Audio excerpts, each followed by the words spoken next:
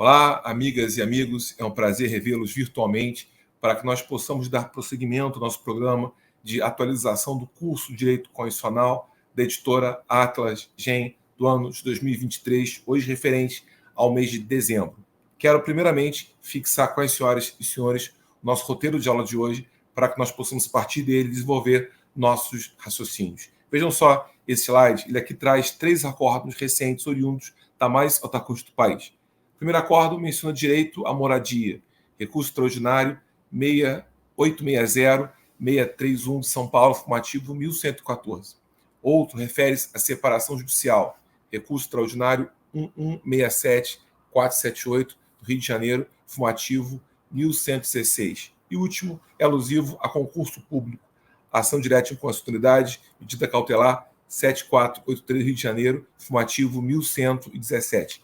Evidentemente, 3 acórdãos publicados pelo Supremo Tribunal Federal durante o mês de novembro de 2023. Interessante notar que 2 casos tomados em controle de constitucionalidade concreto e incidental são 2 recursos extraordinários sob os números 860631 e 1167478, e um caso tomado em controle de constitucionalidade abstrato principal, uma ação direta de constitucionalidade em sede liminar, sob o número 7483.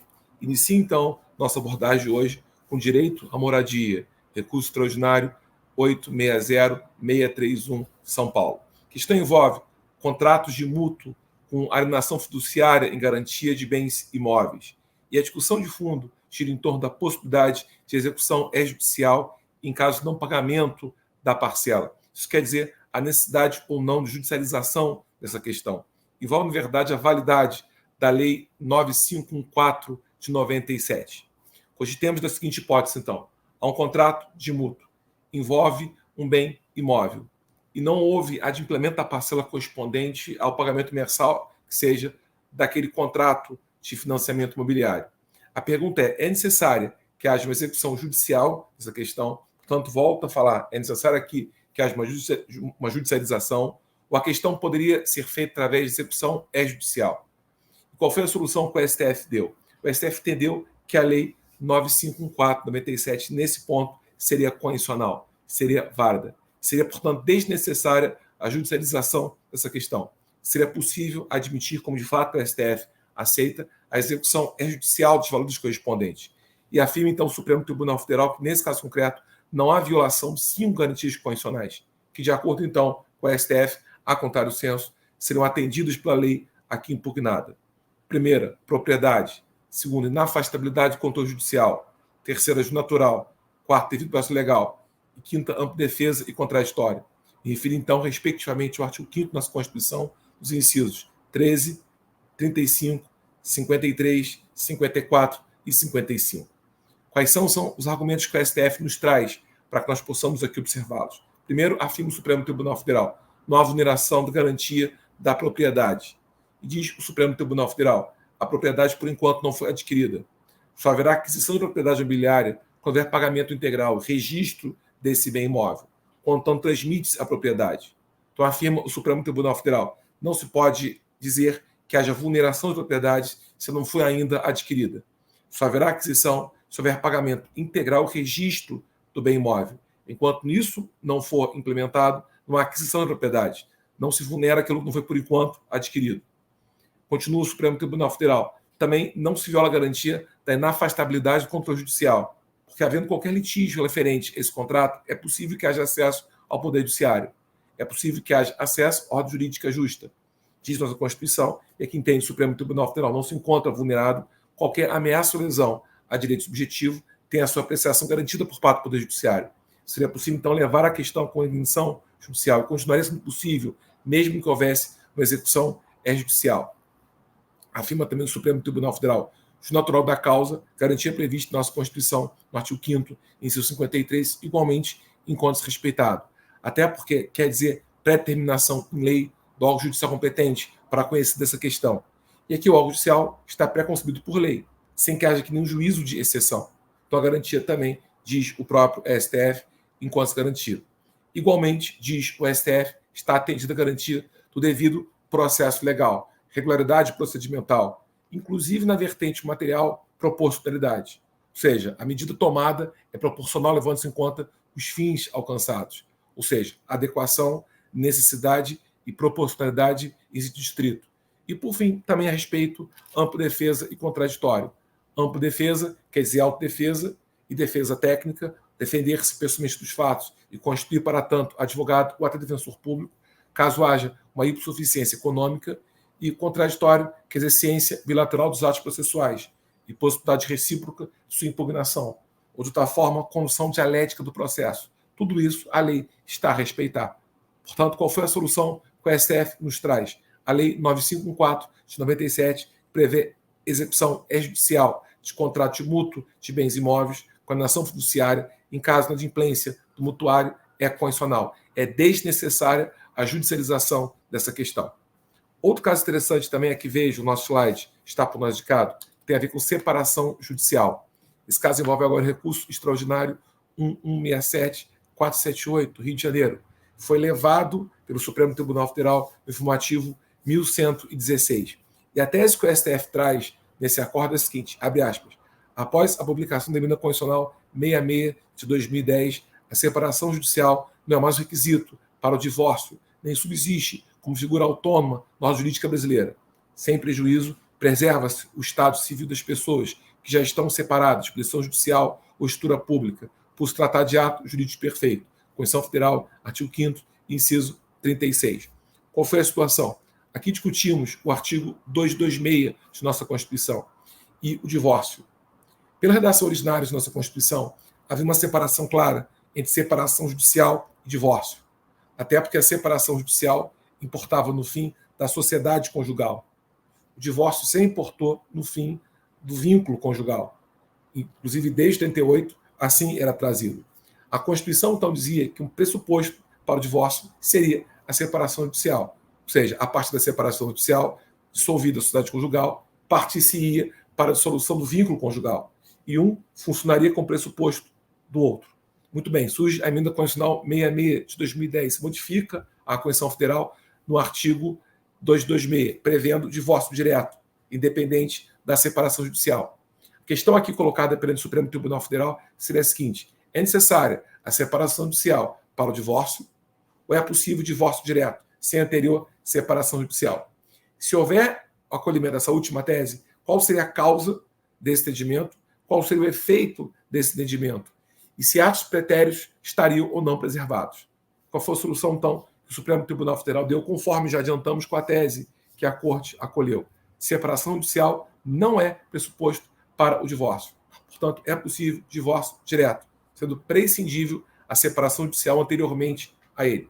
Perde relevância a distinção que havia entre dissolução da sociedade conjugal e dissolução do vínculo conjugal. Entende, então, o Supremo Tribunal Federal, reitero, em sede de controle concreto incidental, porque julgado através de recurso extraordinário, seria válida, seria condicional à emenda 66 de 2010. Qual foi a causa, qual foi o efeito e os atos anteriores como ficam? Qual foi a causa? O Supremo Tribunal Federal então entendeu que houve revogação das normas que exigiam separação judicial com pressuposto para o divórcio. É bom que se diga no Brasil, revogação só se dá por outro ato de igual ou até superior estatura. E é possível revogação de legislação pela emenda, como aqui se deu. Então, qualquer norma legal sobre esse tema que exigia para o divórcio separação judicial teria sido a partir de 2010 revogada. Então, a causa seria a revogação. Qual seria o efeito? Afirma, então, o Supremo Tribunal Federal: não subsiste mais no Brasil, no Instituto Autônomo, a separação judicial.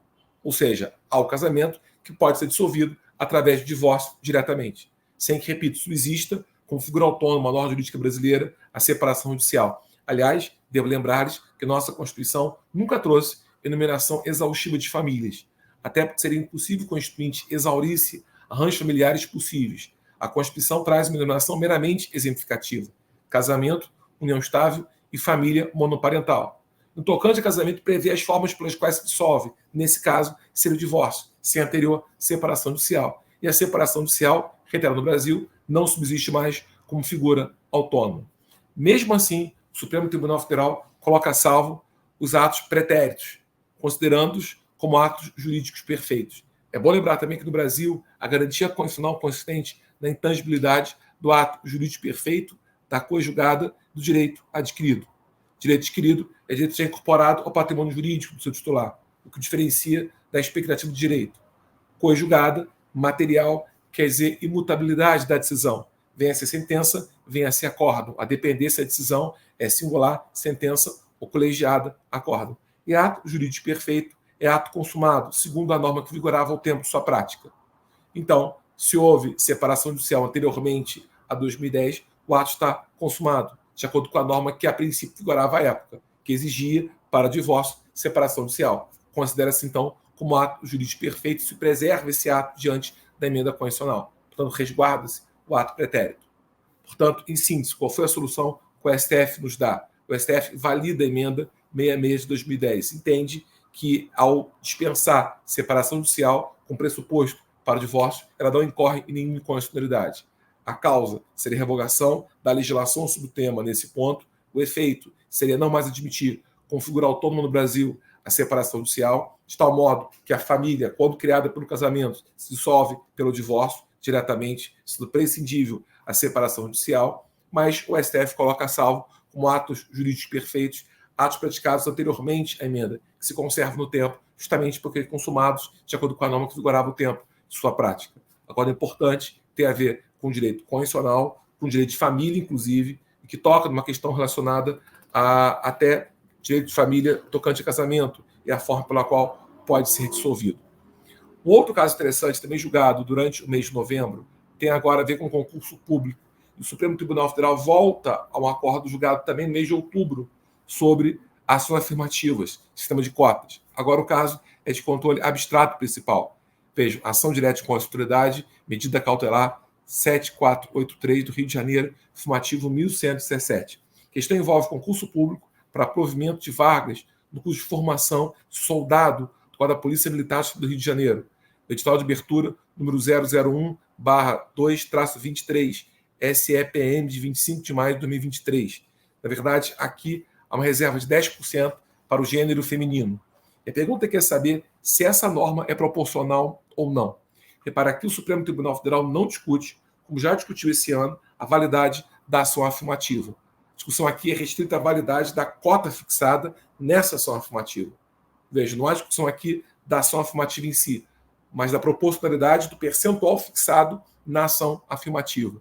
Quero voltar, então, um pouco no tempo para que nós possamos recapitular algo ligado às ações afirmativas. Já havia colocado, mês passado, inclusive, que ações afirmativas são políticas ou programas, públicos ou privados, de concessão de benefícios a grupos sociais que foram ou que são vítima de alguma discriminação. Reparem, eu aqui coloco o verbo ser no passado ou no presente, porque eu já adverti e volto a falar, há uma discussão filosófica sobre fundamentação da ação afirmativa. Se haveria aqui uma justiça compensatória ou uma justiça distributiva. Para quem fundamenta a compensação, houve no passado e hoje se compensa no presente. Para quem fundamenta com distribuição, hoje procura se distribuir de modo mais justo riquezas e admitir o acesso a certo tipo de vaga. Fato é que, havendo essa divergência doutrinária até no Brasil e no exterior, sobre fundamentação filosófica da ação afirmativa, é melhor conceituá-la assim: político-programa, público ou privado, de concessão de benefícios a grupos sociais que foram ou que são vítima de alguma discriminação. Repare que aqui o meio é o sistema de cotas e o fim é a obtenção de emprego. Meio é o sistema de cotas, até porque trabalha-se com uma norma que fixa um valor relativo, uma percentagem. Mas nem sempre o meio é esse. No mundo hoje, por exemplo, o meio mais conhecido é o sistema de bonificação ou o sistema de pontuação, que não trabalha com valor relativo, mas sim com valor absoluto. Atribui ao destinatário um bônus, somado a um desempenho individual, pode dar acesso ou não à vaga almejada. Mas há também outros meios possíveis de ações afirmativas. Por exemplo, o treinamento pode ser um meio de ação afirmativa e até o dispêndio de recursos públicos. Por exemplo, auxílios emergenciais pode ser o meio pelo qual se busca também a ação afirmativa.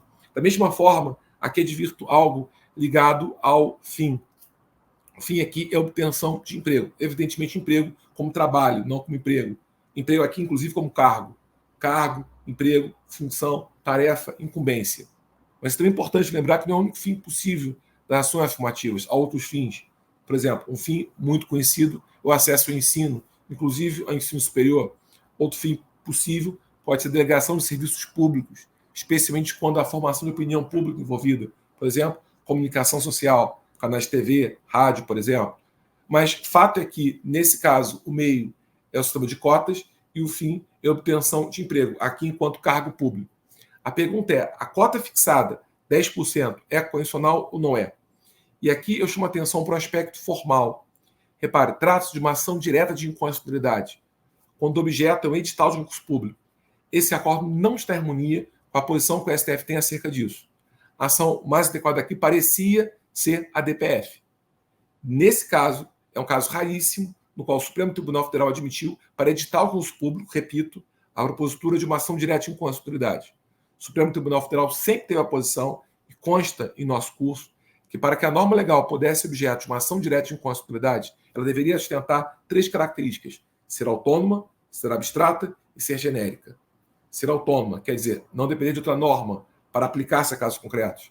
Não ser norma regulamentada, mas sim norma que se aplica autonomamente. Genérica se aplica a todos os casos, a todas as pessoas. Abstrata se aplica a todos os casos. Essa norma não se trata dessa norma. Uma norma individual se aplica a um caso concreto. Repito, seguindo-se a posição do Supremo Tribunal Federal, deveria ser objeto de ADPF, não de ação direta de inconstitucionalidade. Evidentemente, são ações que têm um ponto de contato muito claro, são ações que fazem parte do controle brasileiro abstrato, mas são ações diferentes. Inclusive, já toquei isso em outras ocasiões, a principal ação direta hoje no Supremo Tribunal Federal, sob perspectiva quantitativa, é a ação direta de inconstitucionalidade.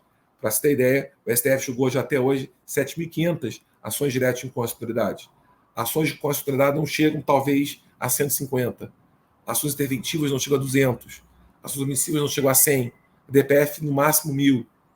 Mas a principal ação, sob a perspectiva qualitativa, sem dúvida, é a DPF. Os principais acordos do STF recentes são todos tomados em ADPF. Terceirização envolvendo administração pública, casamento, na verdade, questões ligadas, inclusive tocamos agora em relação ao casamento, embora no caso concreto nosso tenha sido recurso extraordinário, união estável entre os mesmos sexo, impeachment, todas questões ligadas à ADPF, que discute inclusive políticas públicas. E aqui é o caso, política pública até ligada à segurança, até porque o cargo envolve segurança pública. Fato que o acordo não está nesse ponto de harmonia com a posição que o STF tem sobre objeto impugnável através de ação direta de inconstitucionalidade.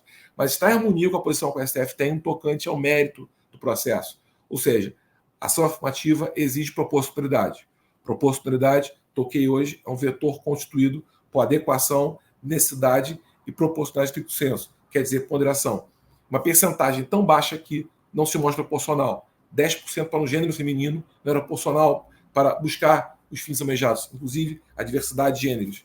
Assim, sendo por esse ponto, o STF reconheceu que a norma seria inconstitucional e deferiu a liminar para suspender esse ato até deliberação futura. O caso é de liminar em sede de ação direta de inconstitucionalidade.